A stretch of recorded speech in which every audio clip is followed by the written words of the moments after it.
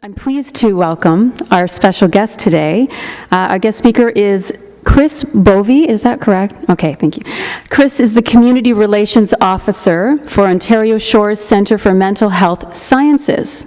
He is an award-winning journalist who joined Ontario Shores in 2008 after 20 years in media. I'd like to speak to you about that. He has served on a number of community boards and lives with his wife and 2 daughters in Cortus. Chris will be sharing with us his thoughts and experiences in the field of mental illness, especially as they relate to the impact of stigma on those who need help. Please join me today in welcoming Chris Bovie. Good morning. Good morning, and thank you very much for inviting me to be with you today. Thanks, John, for reaching out to me. It really is my pleasure and it's my privilege to be with you at West Hill today. There are 2 groups that I always love to speak to, and one's the education community, and the other is the faith community. And you might say, well, why the faith community? Because often you are the first point of contact for people in crisis. They're looking for help. They feel comfort coming to you to speak to you, even more so than the medical community. So what you can do has such a great impact. So this is my commercial part. If you don't know anything about Ontario Shores, I'll just quickly let you know who we are. So we're a specialty psychiatric hospital. We provide both in and outpatient care. We serve as young as 12 up to seniors care as well. Although our main hospital campus is in Whitby, if you don't know, we're right on the lakefront. We serve an area of about 3 million people, including Toronto, east of Yonge, Scarborough, York, Durham, Northumberland, Peterborough, Corthus. So we cover a large area, and we also have adolescents from all across the province.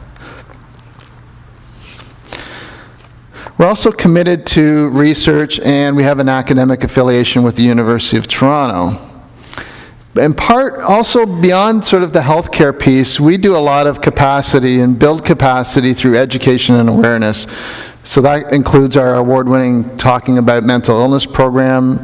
We also have an adolescent mental health literacy program where we provide curriculum and teach teachers to deliver this at the high school level.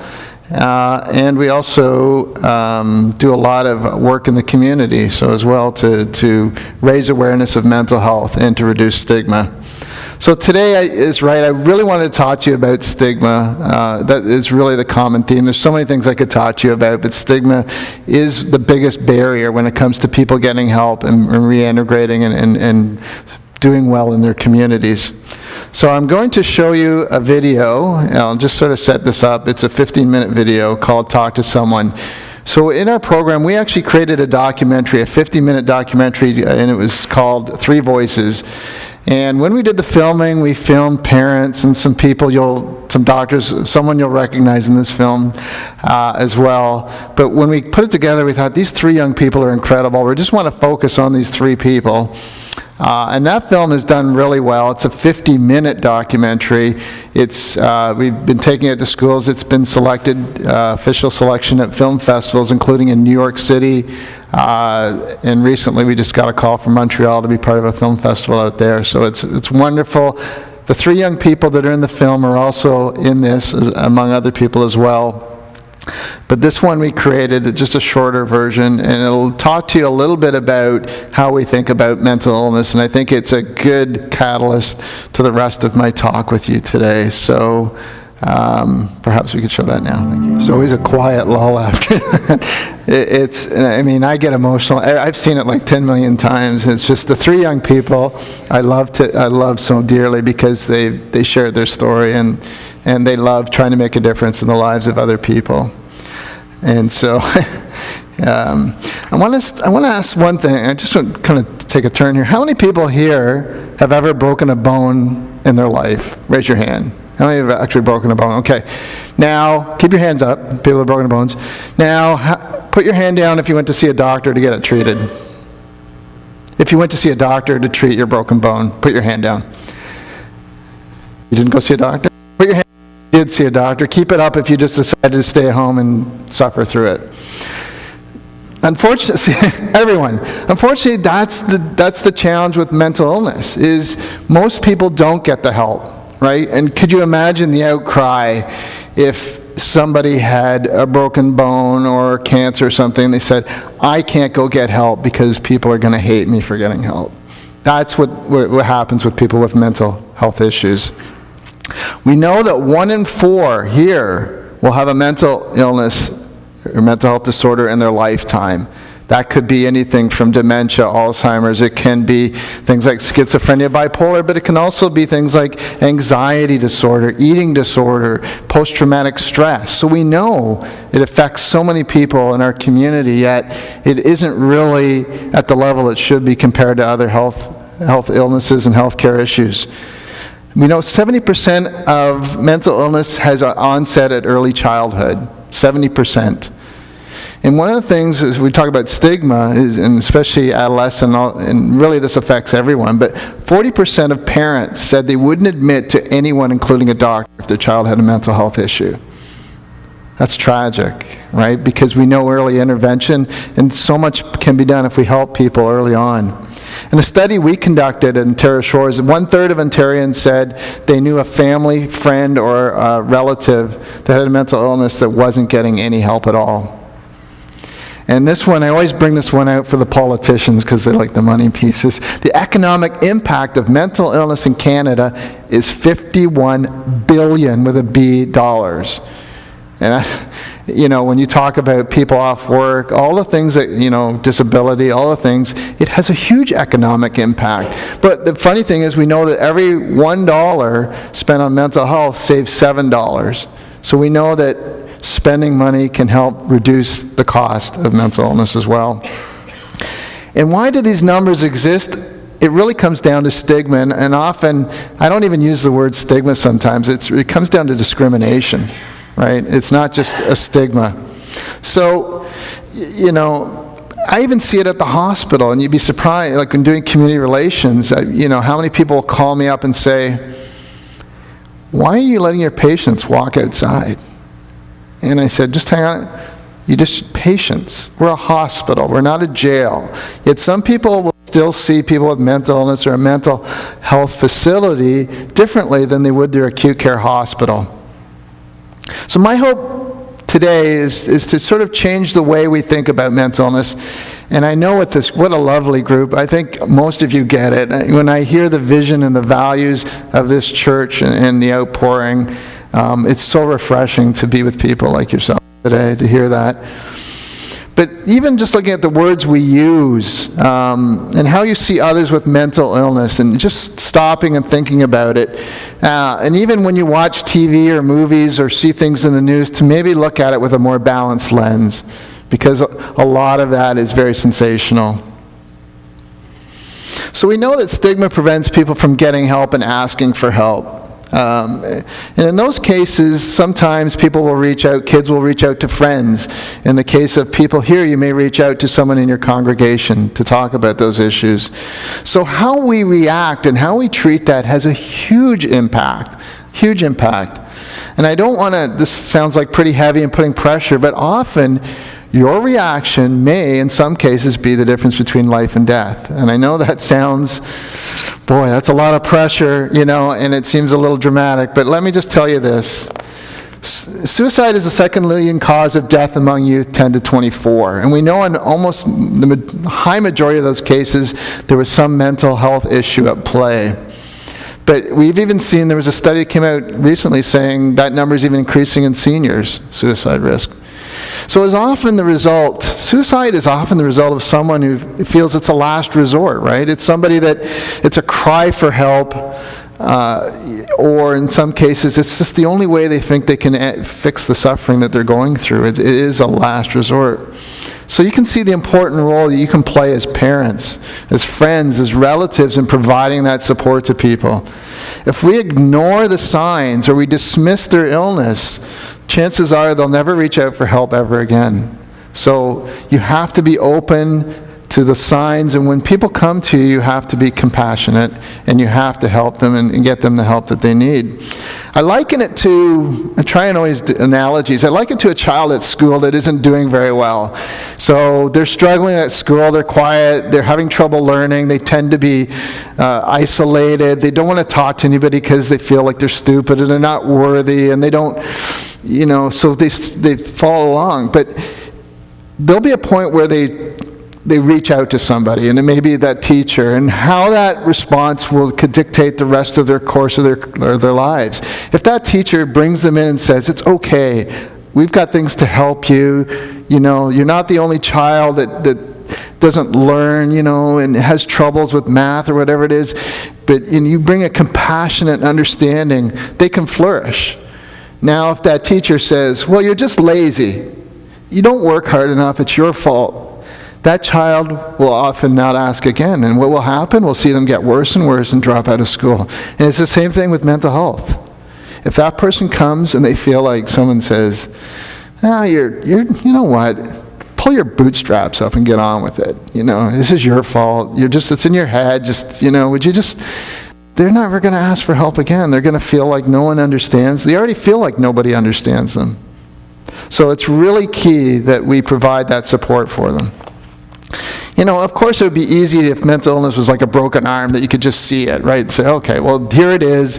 It's like that quote that Krista read about, I wish my son was born blind, because I know you can see it, they can get help, I can move on. Instead, I'm spending all my time fighting for the rights of my child, fighting to get the help that they need. And so, but the problem is a lot of people just say those things that are hurtful. Get on with your life, and we would never say that with someone with cancer or diabetes, right? But somehow there's a difference in our society that if your pancreas...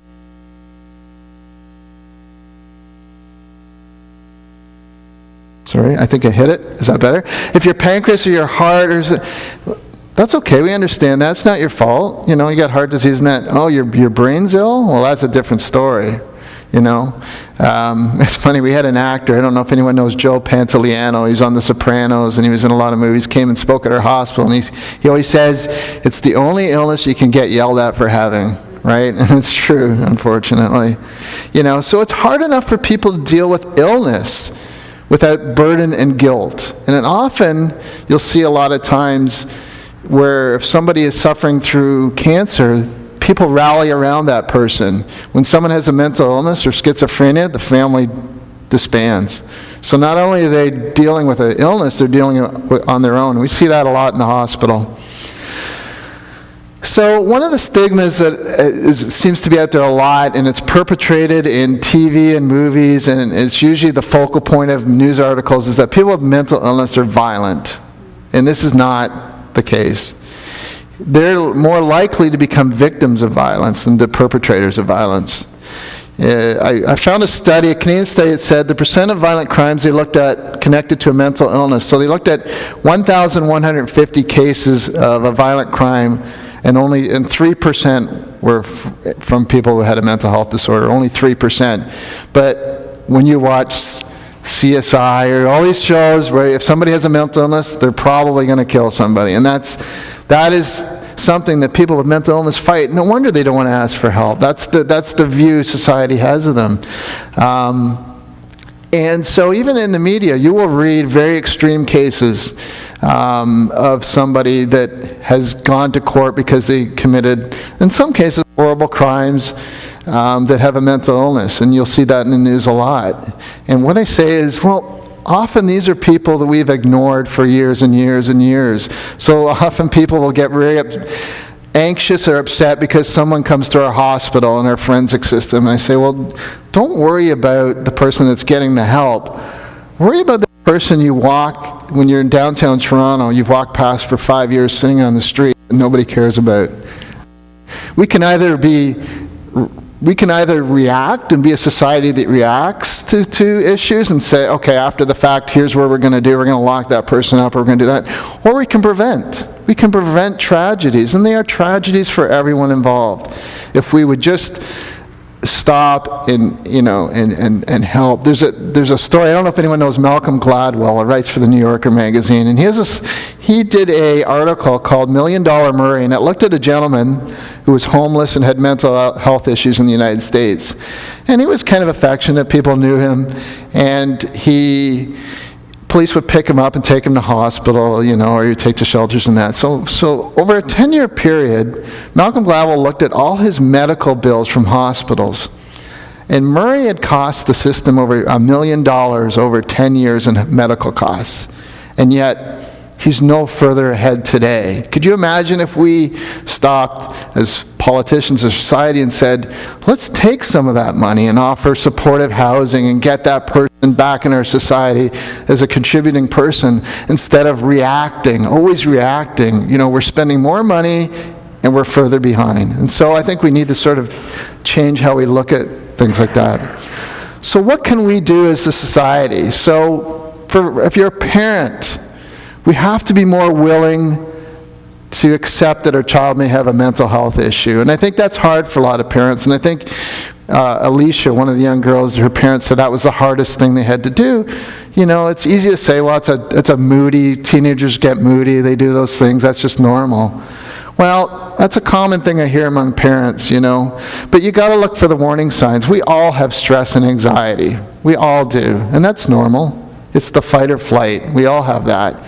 But if you find that someone is for weeks, they don't enjoy doing the things they used to love, they may be more isolated, and it continues for a long period. Same with somebody who may be grieving. Well, there's a normal grieving process, but you find if it goes on and on and on, there may be something more there. And as a friend, be there and comfort them and support them. As a parent, if you notice drugs or alcohol abuse, that might not be the root of the problem. We often think, well, they're drinking, it's the root of the problem. Well, often people will look for coping mechanisms to deal with the pain. You saw in the film, unfortunately there's some really negative ones. They cut themselves. That was a way for them to cope with their emotions and their feelings. And we have to teach people proper and constructive coping mechanisms.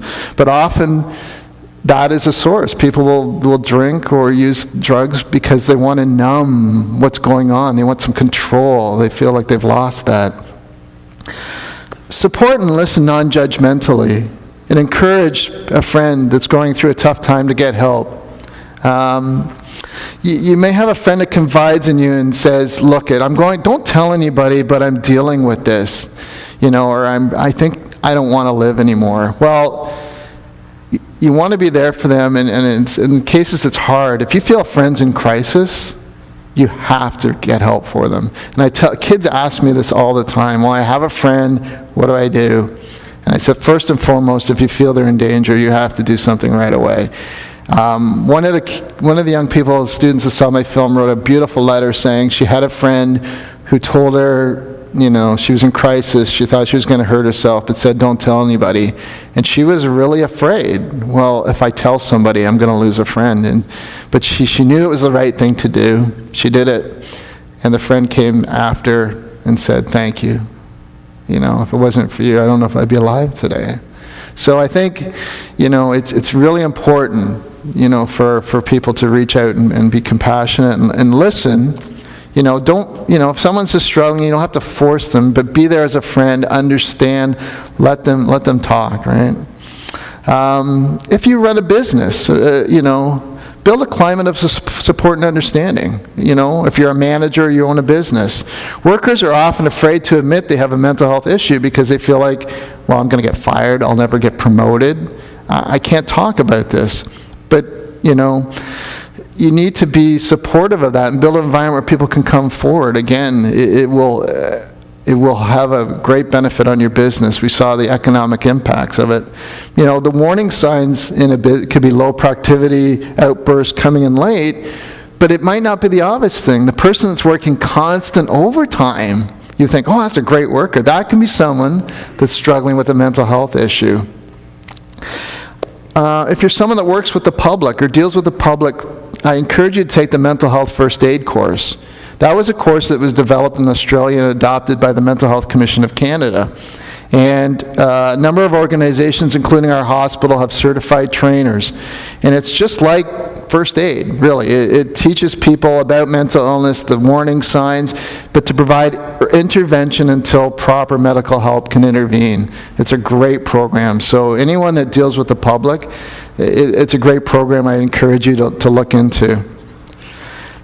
But I think what we all can do, and I kind of want to leave you with, is that, we can, it seems like a small step, but it can make a world of difference if we just stop and think about the words we use or the words our friends use, It may not seem like a big idea, but, it's like, Joey's off his rocker, he's crazy, but it's hurtful to those people that have that illness. We would never, when we look back at the way we used to talk about people in wheelchairs and things, we there were words that were really nasty and hurtful, and we don't do those anymore. And if they do, I think most people would pull a guy aside and say, that's not right. But somehow it's okay to use crazy and terms that are hurtful to those with mental illness. And we need to stop and think about those things. And also challenge the sensational and fictitious profiles put forward in video games and TV and that, and challenge those views of how people are portrayed. Because until we can start to portray mental illness, just like Dr. Kuchar said, it's just like any health illness. It's just like anything else. It's the brain, and in fact, it affects us more because it affects everything we do in our life. So it should, we should treat it for what it is. But until we stop and do those things, people are going to be afraid to come forward. People are going to go back into communities and not get the housing and the supports they need until we really seriously look at how we address our stigma in the community. So with that, I thank you very much for listening to me. And again, I will stay around after. I'm happy to talk to anyone about any issue, mental health issue. And again, it's a pleasure to be with you today. Thank you.